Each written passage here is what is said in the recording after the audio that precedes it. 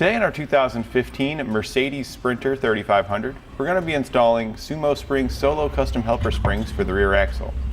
Part number SSR-338-47. And this is what it's going to look like when it's installed. And as you can see, now that our vehicle's back on the ground, you can see that it's already making contact with our axle. So we're going to get immediate benefits from our helper springs.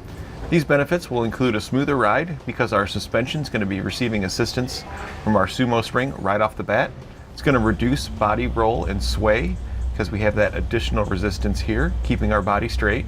And it's just going to give us an overall more pleasant driving experience because it'll be easier to maintain control of our motorhome.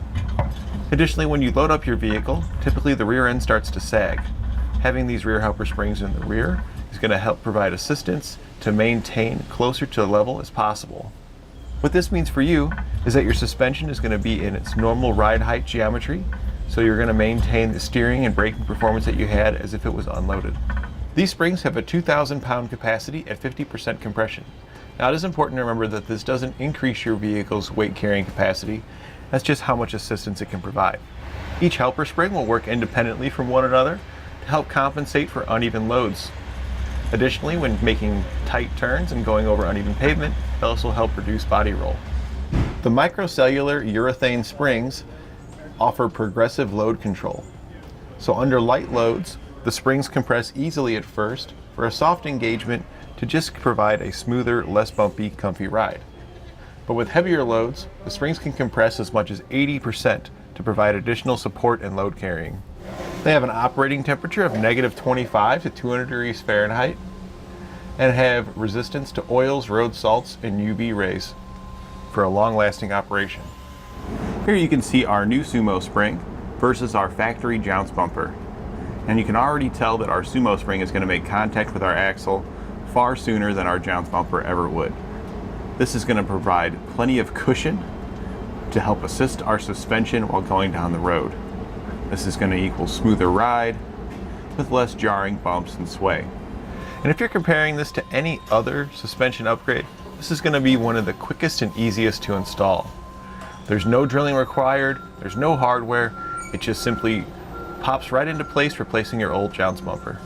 We'll begin our installation by jacking up the rear of our vehicle and placing it on jack stands. When you do this, you also want to make sure that you chalk the front wheel so it doesn't roll anywhere. Now we're going to get underneath on our passenger side and we'll start there. We'll begin by removing our factory jounce bumper. This jounce bumper just sits in the cradle located here underneath our frame between our axle here.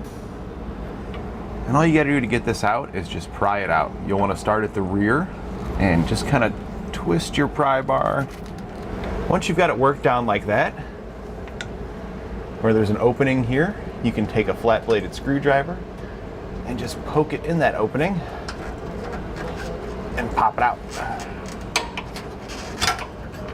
Our SumoSpring does have a front and a back. The front has a slightly longer ear here than the rear. So you want to make sure that this goes towards the front, and we're going to install that first. We'll just slide that right up in the groove. Once you've got it all the way seated, we'll just have to work your back in.